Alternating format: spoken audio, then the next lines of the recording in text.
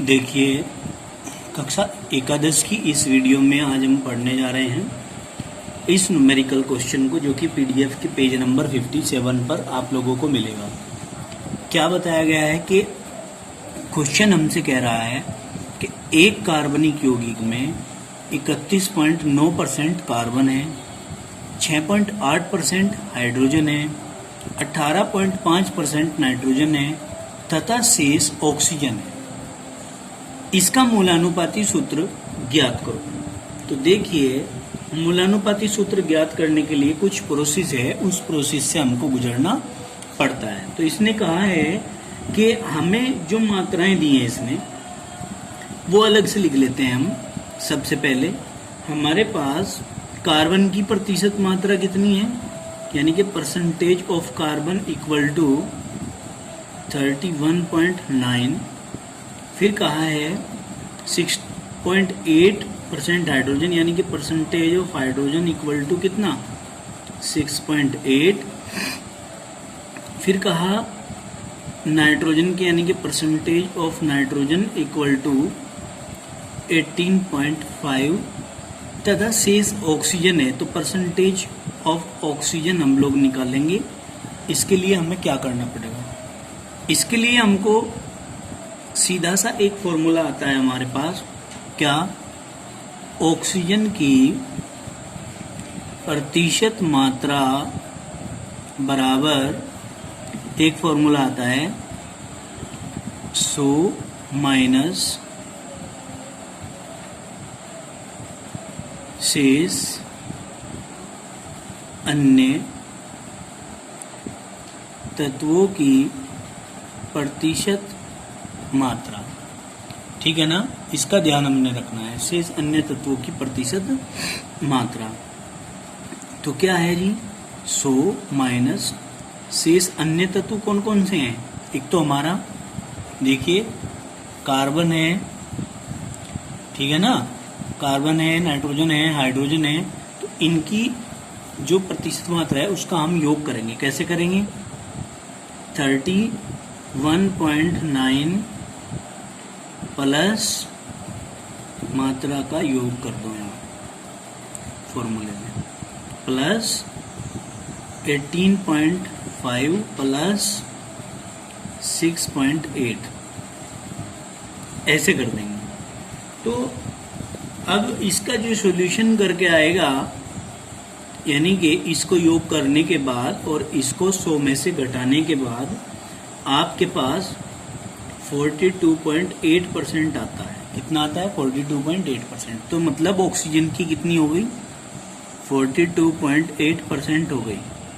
ठीक है ना, ये मात्रा। अब हमने क्या करना है, अब हमारे पास शेष प्रोसीजर जो है वो सेम चलता है पहले की तरह। वो क्या है कि टेबल बनाएंगे। अब वो टेबल कैसे बनेगी, तत्व, फिर प्रतिशत मात्रा, फिर मोल अनुपात, फिर सरल अनुपात। ये आपने ध्यान में रख के चलना है। तो तत्व कौन कौन से हैं हमारे, उन तत्वों को लिख लो। कार्बन है, एक हाइड्रोजन है, एक नाइट्रोजन है, एक ऑक्सीजन है। जल्दी नहीं करनी है, बस ध्यान रखना। सबकी प्रतिशत मात्रा कितनी आई है, देखो कार्बन की कितनी आई है प्रतिशत मात्रा, 31.9 आई है। हाइड्रोजन की 6.8 आई है। फिर नाइट्रोजन की कितनी आई है, नाइट्रोजन की हमारे पास 18.5। ऑक्सीजन की जो निकल कर आई है हमारे पास 42.8% आई है। तो मोल अनुपात कैसे निकालेंगे, इसका भी आपको पता होना चाहिए। ठीक है कि नहीं। अब मोल अनुपात कैसे निकलेगा, ये मोलर अनुपात भी बोल सकते हो आप इसको। तो यहाँ 31.9 अपॉन कार्बन का एटॉमिक वेट कितना होता है, 12 होता है। तो ये लिखना है हमने। अब जब हम इसको डिवाइड करेंगे तो यहीं के यहीं हमारा कितना आएगा, 2.6 आएगा। कितना आएगा? 2.6 आएगा इसको डिवाइड करने के बाद। फिर हमने क्या करना है आगे, इसी प्रकार 6.8 हाइड्रोजन का कितना होता है एटॉमिक वेट 1, तो इक्वल टू 6.8 ही आएगा। क्लियर हो गया? समझ में आ गया ना? 6.8 हो गया। अब ऐसे ही 18.5 अपॉन नाइट्रोजन का कितना होता है 14 होता है, करेंगे तो कितना आएगा 1.3 आएगा। यहाँ 42.8 अपॉन ऑक्सीजन का कितना होता है 16, कितना आ जाएगा इसको डिवाइड करने के बाद 2.6 आ जाएगा। तो सरल अनुपात निकालिए अब सरल अनुपात कैसे निकलेगा भाई, ये बात आपने देखने की है। सरल अनुपात निकालने के लिए हमारे पास तत्व हैं 1 2 3 4, कार्बन हाइड्रोजन नाइट्रोजन ऑक्सीजन। इन चारों में सबसे कम वैल्यू किसकी आई मोलर अनुपात में? सबसे कम जो वैल्यू आई है हमारी वो इसकी आई है नाइट्रोजन की। नाइट्रोजन की आई है ये वाली, ये कितनी है 1.3 आई है हमारे पास। तो हम क्या करेंगे, इससे हम डिवाइड करेंगे सबको सरल अनुपात निकालने के लिए, यानी कि 2.6 अपॉन 1.3 डिवाइड करेंगे 2 आ जाएगा। 6.8 अपॉन 1.3 डिवाइड करेंगे 5 आ जाएगा। समझ रहे हो ना? फिर यहाँ 1.3 अपॉन 1.3 डिवाइड करेंगे 1 आ जाएगा। 2.6 अपॉन 1.3 डिवाइड करेंगे 2 आ जाएगा। तो अब आप लोग इसको भली भांति देख सकते हैं कि कार्बन की वैल्यू कितनी आई, कार्बन के 2 आए हैं।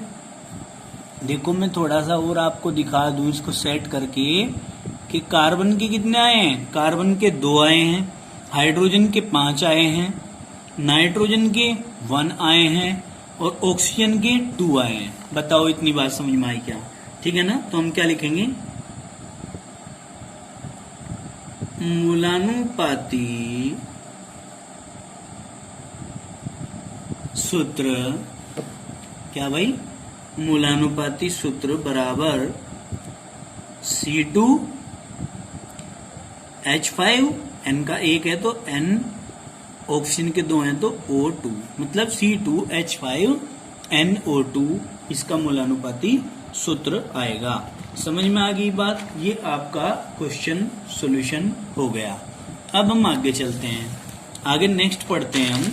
क्या टॉपिक है हमारा, इसको जरा ध्यान से देखेंगे। टॉपिक है हमारा रासायनिक समीकरणों के प्रकार। क्या जी? रासायनिक समीकरणों के प्रकार। देखिए कैसे पता चलेगा। हम कहेंगे टाइप्स ऑफ केमिकल इक्वेशन पढ़ रहे हैं। इसको हम कहते हैं कि there are 2 types of chemical equation. Chemical equation 2 प्रकार की होती हैं। नंबर 1 आणविक समीकरण, नंबर 2 आयनिक समीकरण। क्या? नंबर 1 आणविक, नंबर 2 आयनिक।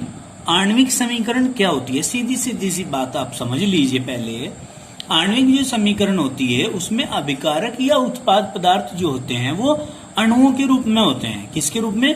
अणुओं के रूप में। और आयनिक समीकरण में आप सीधे सीधे समझ लीजिए कि आयनिक समीकरण में भाग लेने वाले अभिकारक और उत्पाद जो होते हैं, आपको प्राप्त बाद में उत्पाद प्राप्त होते हैं वे, और समीकरण में भाग लेने वाले अभिकारक में आयनिक रूप में पाए जाते हैं, आयनों के रूप में पाए जाते हैं, तो वो आयनिक समीकरण होती है।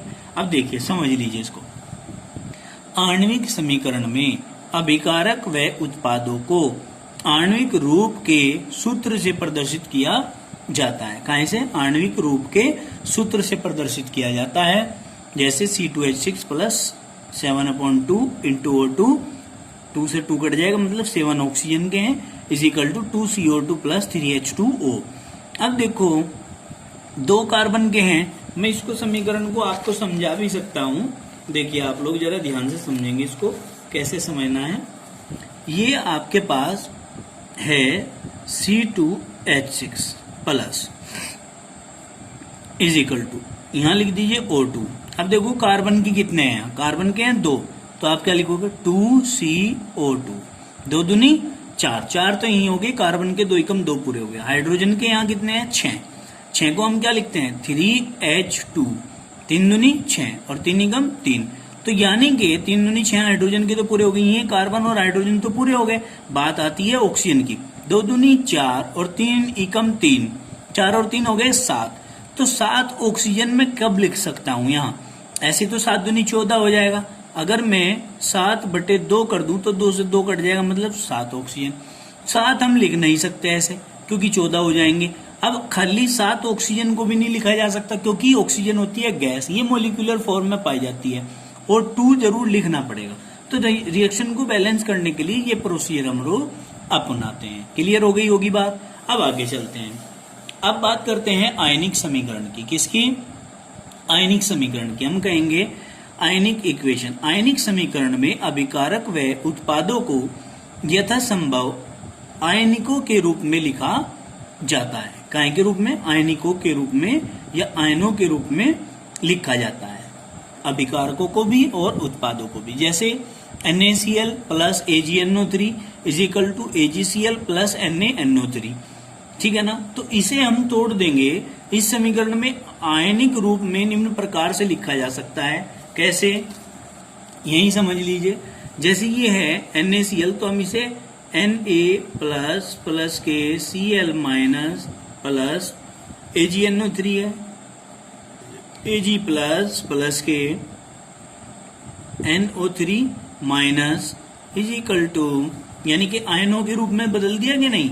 अब ऐसे ही Ag प्लस प्लस के Cl माइनस प्लस NaNO3 को Na प्लस प्लस के NO3 माइनस। देखिए इस प्रकार से हम इसको आयनों के रूप में बदल सकते हैं। क्लियर हो गई आपकी बात। अब बात करते हैं हम, नया टॉपिक हमारा जो आता है जिसका नाम है सीमांत अभिकर्मक। क्या, सीमांत अभिकर्मक, लिमिटेड एजेंट। देखिए क्या होता है सीमांत अभिकर्मक, मैं आपको सीधे सीधे बता दूं। कोई भी अभिक्रिया होती है, उस अभिक्रिया में अभिकारक पदार्थ भाग लेते हैं। तो अभिकारक पदार्थ जब 2 या 2 से अधिक होते हैं, तो उन अभिकारक पदार्थों में एक पदार्थ की मात्रा अधिक, दूसरे पदार्थ की मात्रा कम होती है। तो जो कम वाली मात्रा है वो अधिक वाले पदार्थ की अपने बराबर मात्रा के साथ तो क्रिया कर लेती है, ठीक है ना। और बाकी जो अधिक वाला पदार्थ था वो शेष मात्रा में रह जाता है। तो जो मात्रा अभिकारक की समाप्त हो जाती है, पूर्ण रूप से क्रिया कर लेती है, उस अभिकारक को कहते हैं हम सीमांत अभिकर्मक, ठीक है ना। क्या कहते हैं उसको, सीमांत अभिकर्मक, ठीक है। अब जैसे उदाहरण के माध्यम से हम आपको समझाएंगे, आप लोग जरा ध्यान से समझेंगे इस बात को, इंपॉर्टेंट पॉइंट है। माना कोई रासायनिक अभिक्रिया 2 या 2 से अधिक अभिकारकों के बीच हो रही है, इनमें इन अभिकारकों की मात्रा भिन्न है, इन अभिकारकों की मात्रा भिन्न भिन्न है। मैंने जैसे अभी अभी बताया आपको, एक की मात्रा कम है और एक की मात्रा ज्यादा है। तो जिसकी मात्रा कम है वो अपने बराबर मात्रा वाले दूसरे अभिकर्मक की मात्रा के साथ क्रिया कर लेता है, और उसको हम कहते हैं सीमांत अभिकर्मक। और जो शेष मात्रा बच जाती है जिस अभिकारक की, उसको कहते हैं आधिक्य अभिकर्मक। क्या, आधिक्य अभिकर्मक। इन अभिक्रिया में जब सबसे कम मात्रा, क्या कहा, इन अभिक्रियाओं में या अभिकारकों में सबसे कम मात्रा में अभिकर्मक समाप्त हो जाता है और अभिक्रिया रुक जाती है, जबकि अन्य अभिकारक वहां उपस्थित रहते हैं। भाई एक अभिकारक की मात्रा तो क्रिया करके पूर्ण रूप से समाप्त हो गई, दूसरे अभिकारक की मात्रा तो शेष रह रही है, तो हम क्या कहेंगे, वह अभिकर्मक जो पूर्णतः प्रयोग हो जाता है वो सीमांत अभिकर्मक कहलाता है, जबकि वे अभिकर्मक जो शेष रह जाते हैं उनको हम आधिक्य अभिकर्मक कहते हैं। क्या कहते हैं उनको, आधिक्य अभिकर्मक कहते हैं। जैसे A plus B is equal to A B, A के 10 मोल, बी के 5 मोल और ए बी के 0 मोल प्रारंभ में। हम कहते हैं प्रारंभ में, कब, प्रारंभ में। ये 0 मोल यहाँ दर्शा रहे हैं कि प्रारंभ की बात कर रहे हैं हम, प्रारंभ में सबसे शुरू में जब तक स्टार्ट नहीं हुई अभिक्रिया, तो हम कह रहे हैं कि 5 मोल बी के ए के 5 मोल के साथ क्रिया करेंगे और ए बी के 5 मोल बना लेंगे, तो ये मोल तो समाप्त हो गए बी के, तो इसलिए ये सीमांत अभिकर्मक है। लेकिन यहाँ पर ए के 5 मोल तो क्रिया में चलो चले गए हैं, लेकिन 5 मोल तो बचे हुए होंगे ना ए के, तो इसलिए इसको हम अधिक्य अभिकर्मक कहते हैं। इतनी बात समझ में आ गई होगी, तो मैं आगे चलता हूं। देखिए अब हम पढ़ने जा रहे हैं विलयन की सांद्रता प्रदर्शित करने की विधियां, मतलब method to express the concentration of solution. देखो ये गलत लिख रखा है, कंसंट्रेशन लिख रखा है, इसको सही लिखना है CONSENTRATION, कंसंट्रेशन। क्या जी? कंसंट्रेशन। क्लियर हो गई होगी बात। अब आगे चलिए, प्रतिशत के पदों में in term of per unit. क्या? In term of per unit. देखिए ये दो चीजें यहाँ पर इस तरीके से एक्सप्रेस करी गई हैं कि द्रव्यमान प्रति द्रव्यमान प्रतिशत। ये 12th में भी आएगा पोर्शन जो अभी चल रहा है, 12th के विलयन चैप्टर में आप लोगों को पढ़ने को मिलेगा। जो ऊपर के साइड है ये विलय की मात्राएं हैं। क्या? जो ऊपर के साइड है ये विलय की मात्राएं हैं, और अपॉन में जो मात्राएं हैं ये विलायक या विलयन की मात्राएं हैं। कहेंगी विलयन की मात्राएं। इस बात को आप जरा ध्यान से देखेंगे। द्रव्यमान यानी कि विलय ग्राम में लेना है। द्रव्यमान आ गया ना, तो ग्राम की बात करी जा रही है। फिर द्रव्यमान आ गया यानी कि विलायक भी या विलयन भी ग्राम में लेना है। समझ में आई बात? W/W, इसीलिए आप लोग इसको एक्सप्रेस कर रहे हो। ये समझने की बात है, इसमें यही है पॉइंट की बात। देखो किसी विलयन के 100 ग्राम में जितना विलय घुला होता है, 100 ग्राम मतलब विलायक में या विलयन में, किसी विलयन के 100 ग्राम में जितने ग्राम विलय घुला हुआ है, समझ की बात? जितने ग्राम, यहां लिख दीजिए ग्राम, विलय घुला हुआ है, वो उसकी द्रव्यमान प्रतिशत मात्रा कहलाती है या सांद्रता कहलाती है। फॉर्मूला क्या है? द्रव्यमान प्रति द्रव्यमान प्रतिशत बराबर विलय का द्रव्यमान बटे विलयन का द्रव्यमान गुणा 100। क्या कहा? विलय का द्रव्यमान बटे विलयन का द्रव्यमान गुणा 100। अब आगे चलते हैं। दूसरा क्या है? द्रव्यमान प्रति आयतन प्रतिशत। क्या जी?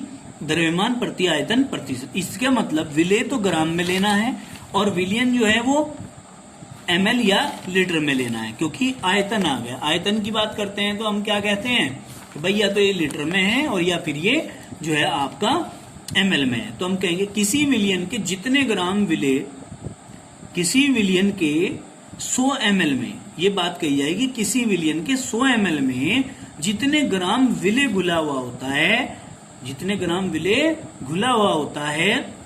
अब देखो किसी विलयन के जितने आयतन में या 100 ml आयतन में जितने ग्राम द्रव्यमान, समझ गए, जितने ग्राम विलय घुला हुआ होता है वह उसकी द्रव्यमान प्रति आयतन प्रतिशत सांद्रता कहलाती है। द्रव्यमान प्रति आयतन प्रतिशत सांद्रता बराबर विलय की मात्रा ग्राम में बटे विलयन का आयतन ml में गुणा 100। ये आपको फॉर्मूला रखना है। क्या लिखना है? विलय की मात्रा ग्राम में बटे विलयन का आयतन ml में गुणा 100, ये रखना है आपने। समझ में आ गई होगी बात। तो चलिए आज की वीडियो में अभी तक का हमने पढ़ा है ये द्रव्यमान प्रति आयतन प्रतिशत तक का, इसको आप अच्छे से करेंगे। नेक्स्ट वीडियो में आगे का पोर्शन हम पढ़ने जा रहे हैं।